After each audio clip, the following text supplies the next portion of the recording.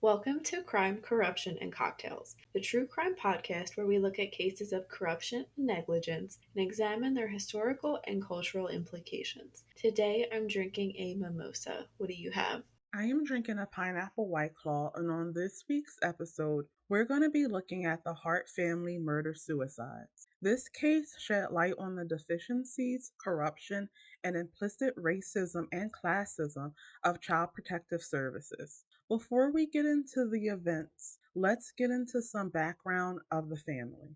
Jennifer and Sarah Hart were both raised in South Dakota. They both attended Northern State University and started dating while students. In 2005, Sarah legally changed her name to Jennifer's, and the couple were married in Connecticut in 2009. Jennifer, through her Facebook page, stated that the couple was initially closeted and were treated with hostility in their hometown. In 2004, they moved to Minnesota and both started working at the general store. In 2006, Jen left the store to be a stay at home mom while Sarah was promoted to store manager. Before adopting, Jen and Sarah fostered a 15-year-old girl named Lee. The first 6 months were good, with Lee remembering family camping trips. However, things quickly soured. When she asked the couple if she could see friends, she said, quote, "It was always a no," end quote. She had homework or chores to do. Quote, "If I wasn't doing anything with them, I was home," end quote. Even though the situation wasn't perfect, Lee planned to stay with the Harts until she was 18. During this time, the Harts were planning to adopt. Lee was excited, stating, quote, "I'm going to be a big sister," end quote. She continued, stating the Harts, quote, "would tell me I needed to be a good influence for these kids," end quote. The Harts traveled to Texas, and when they returned, they shared pictures of the adoptees with Lee. 1 week before the children arrived from Texas, the Harts dropped Lee off at a therapy session. During that session, the therapist told Lee that she was not returning to the Harts and was being relocated to another family. When she arrived at the new family home, her belongings were already there. She never had any other contact with the Harts. In September 2006, Abigail, Hannah, and Marcus from Colorado County, Texas, were adopted by the Harts. Prior to the deadly crash, there were signs of trouble within the Hart family. In early 2008, Hannah was in public school and a teacher observed bruises on Hannah's left arm. She told her teacher she had been hit by Jennifer with a belt. After this report, all of the children were pulled from school for a year. When the authorities spoke to the children, they all said that they were being deprived of food. Despite this abuse allegation, the Harts were still allowed to adopt 3 more children. In June 2008, they adopted 3 more children from Texas: Sierra, Devante, and Jeremiah. Their fourth sibling, Dante, was not adopted by the Harts due to behavioral issues. Sierra, Devante, and Jeremiah were originally placed with their paternal aunt. While working, the children allowed their mother into the home. That unsupervised visit violated CPS rules and that determined that the children wouldn't remain in their aunt's care.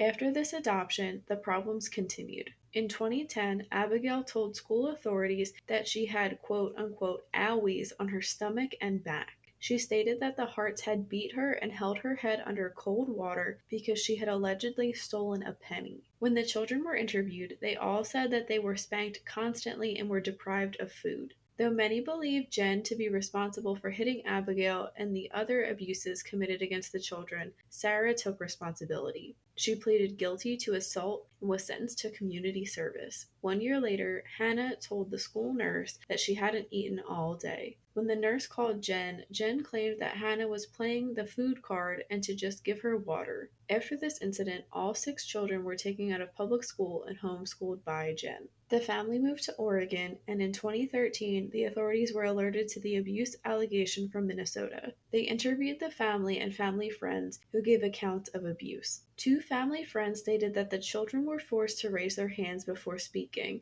could not wish each other a happy birthday, and could not laugh at the dinner table. There were other reports that the children were poorly fed and looked small for their ages. One family friend reported that Jennifer had ordered a pizza for the children, but each was only allowed to have a small slice. When Jennifer discovered that the pizza was gone, she punished the children by not feeding them breakfast and forcing them to lie on their bed for 5 hours. Friends also stated that the children acted quote unquote scared to death of Jen and likened them to quote unquote trained robots. During the Oregon investigation, the children didn't give their accounts of abuse. When Jennifer was interviewed, she claimed that any family issues were because others were not being tolerant to two lesbian mothers with six non white children. In the end, investigators claimed they could not conclude whether the Harts were guilty of anything or whether there was a quote safety threat end quote. In 2017, the Harts moved to Woodland, Washington. In August, Hannah jumped from the second-story window at 1:30 and ran to a neighbor's house. Hannah pleaded with the DeKalbs, quote unquote, "Don't make me go back. They're racist and they abuse us." The Harts took Hannah back to the house, and the following day, Jen told the DeKalb that Hannah was lying and the children's behavior were due to the fact that they were crack babies and that Hannah's biological mother was bipolar. The next contact the DeKalbs had with the Hart family was through Devante. He asked them for food and asked that they not tell Jen and Sarah. Devante also told them that the children were punished through food deprivation and physical abuse. The DeKalbs reported these incidents to the Washington State Department of Social and Human Services. Caseworkers attempted to contact the Harts twice, 3 days before the murder and the day of. On March 26, 2018, Jennifer drove herself, Sarah, and all six of the children off of a 100-foot cliff on California State Route 1 in Mendocino County, California, near Westport. The bodies of Jen, Sarah, Marcus, Hannah, Abigail, Jeremiah, and Sierra were all found in or nearby the vehicle. Unfortunately, Devante's body has never been found. A Superior Court judge ruled that Devante was in the vehicle at the time of the crash, and a death certificate was signed on April 3, 2019. The authorities determined that the crash was intentional. The area where Jennifer drove off showed no signs of slowing down or braking. A coroner's jury all ruled that this was a case of murder-suicide. The California Highway Patrol stated that criminal prosecution was not possible due to the deaths of the responsible parties. Toxicology reports showed that Jennifer's blood alcohol level was over the legal limit. Sarah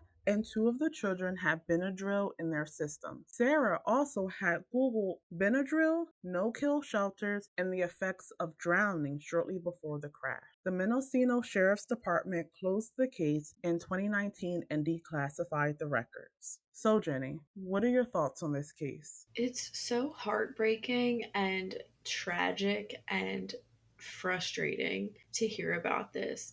This is why people don't trust the foster care and adoption systems in this country. And sometimes it really feels like nothing is in place to protect children. I'm really glad that the kids did have a lot of adults in their life that tried to stick up for them, school officials in particular, but no one did anything. It's shocking how many friends and family came forward during the investigation. I think it was with Child Protective Services, CPS, and that they still couldn't conclude anything. I mean, it takes a lot, I think, for your friends and family to say, like, yeah, this is weird stuff going on. It's just so sad to think about, too, these children escaping to the neighbors' houses. I know that if I was the neighbor, I would probably never let them back into their house. You know, if I was the neighbor that was told, oh, they're crack babies, that's why they act that way, like, who talks about their children that way? It's so insensitive. Jen Hart was a monster, and I think Sarah was too. And like I said, we hear this time and time again. There's multiple stories about awful foster parents that end up severely harming their kids. I mean, I don't think they should have been allowed to have more children after the 15-year-old girl Lee. I mean, it's one thing if can't parent this child, but to just bring them to the therapist's office for them to say and never be in their life again, that's traumatic and that's abusive. There's just so many red flags that were obvious and completely overlooked. When I first heard about this case, I was just struck with anger because, like you said, there was so many places where help could have been given. There were so many people saying something is wrong in this house. We don't know what exactly might be going on, but we know something is amiss.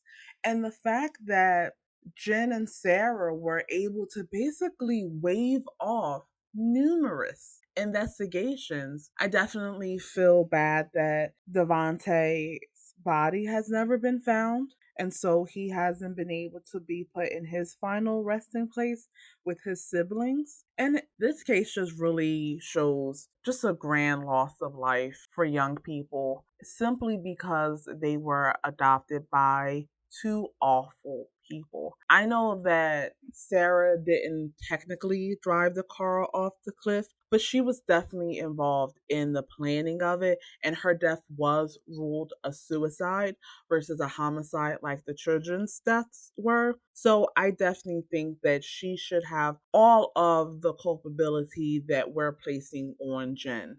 I think that they worked in tandem to destroy the lives of six children who would have been much safer if they remained in Texas. It's really frustrating too to hear why they were taken away from their aunt. It sounds like it was no fault of the aunts.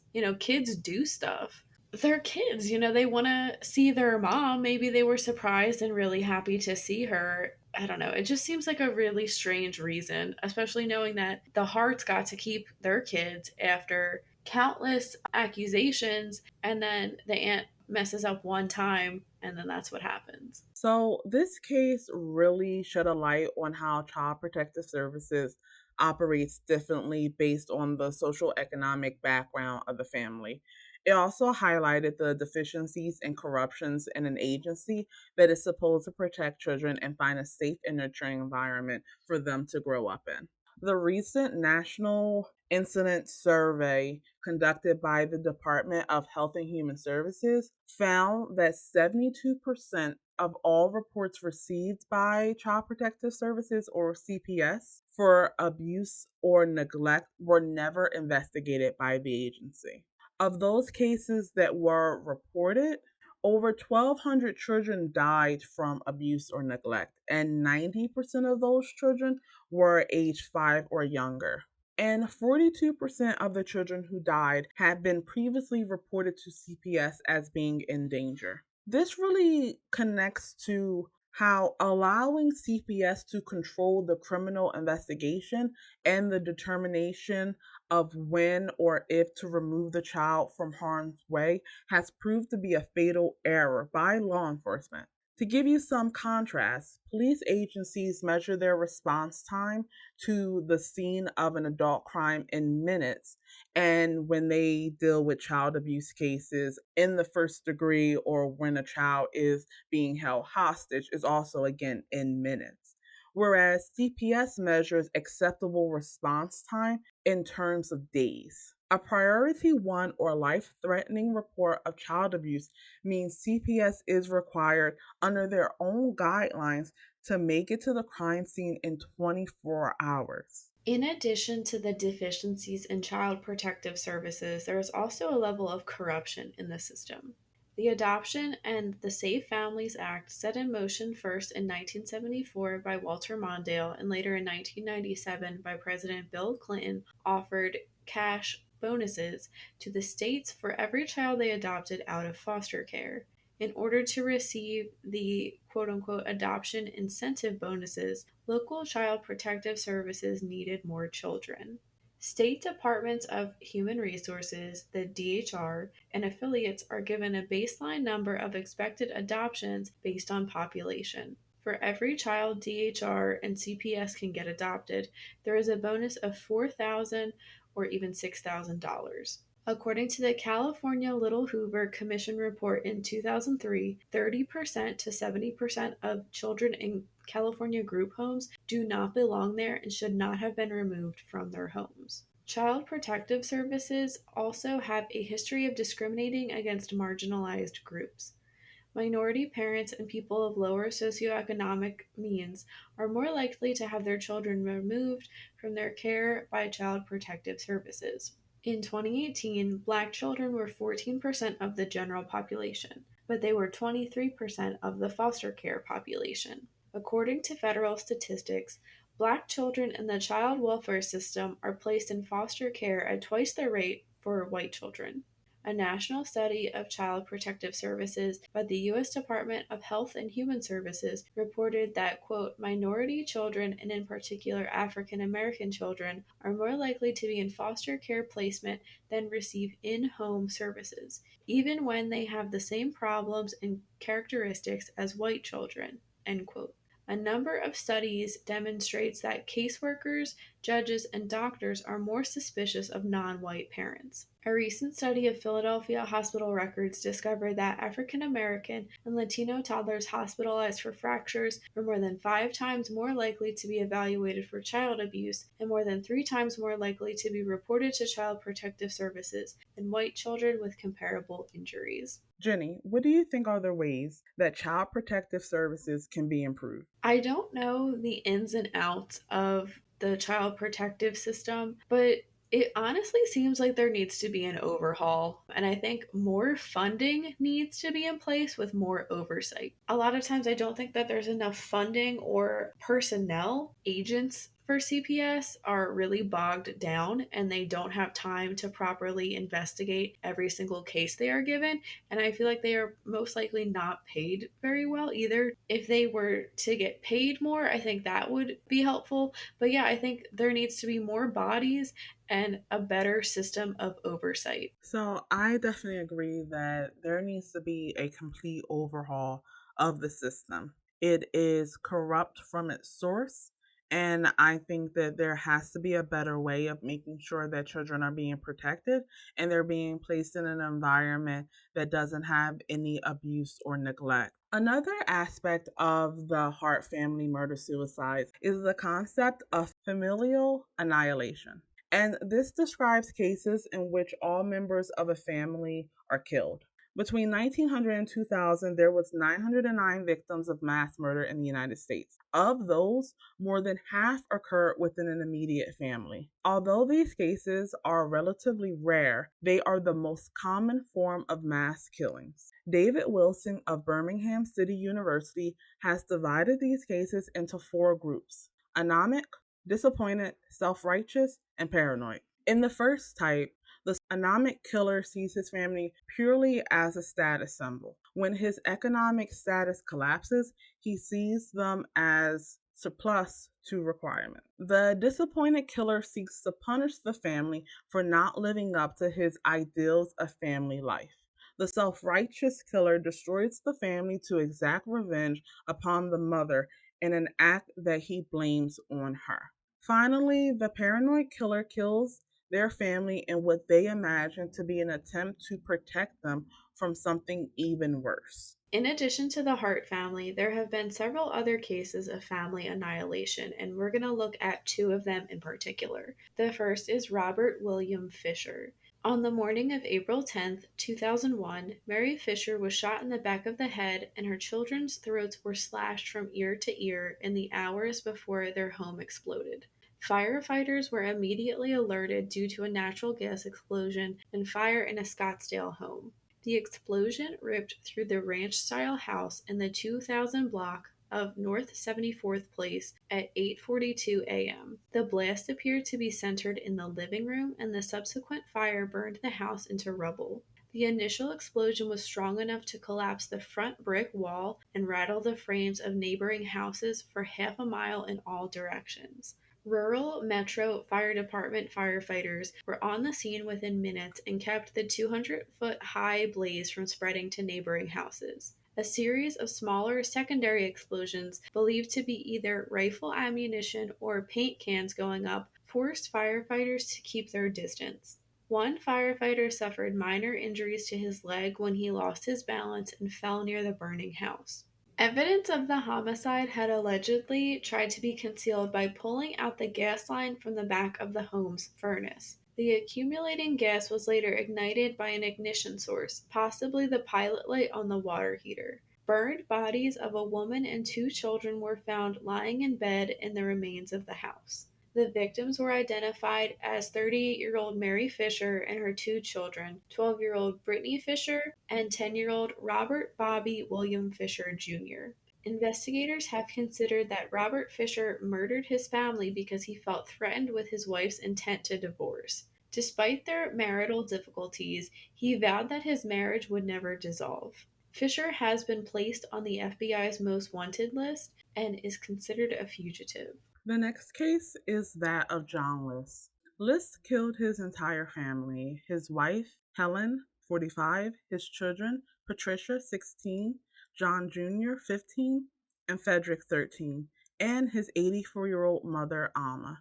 He first shot his wife in the back of the head and his mother once in the left eye while his children were at school. When Patricia and Frederick came home, they were shot in the back of the head. John Jr., the elder son, was playing in a soccer game that afternoon. List made himself lunch and then drove to watch John play. He brought his son home and then shot him once in the back of the head. List saw John twitch as if he was having a seizure and shot him again. It was later determined that List had shot his elder son at least 10 times. List then dragged his dead wife and children on sleeping bags into the ballroom of his 19-room Victorian home. He left his mother's body in her apartment in the attic and stated in a letter to his pastor that, quote, "Mother is in the attic. She was too heavy to move," end quote. In the letter, List also claimed he had prayed over the bodies before going on the run.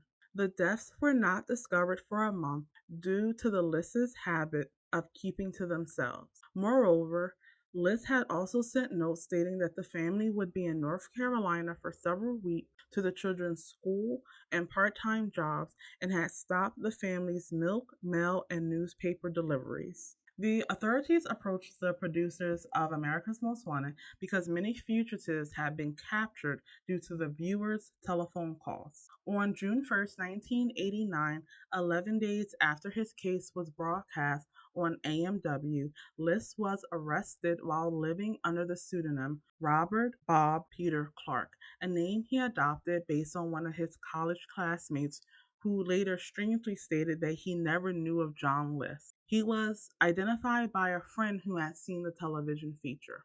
On April 2nd, 1990, he was convicted in a New Jersey court of 5 counts of first-degree murder and on May 1st was sentenced to 5 life terms in prison. List never expressed any remorse for his crimes, even during an interview with Connie Chung in 2002, and has said he believes he will go to heaven. List died from complications of pneumonia at the age of 82 on March 21st, 2008, while in prison custody at a Trenton, New Jersey hospital. That wraps up this week's case. Thank you for listening. Let us know in the comments what you think about the tragic circumstances surrounding the Hart family.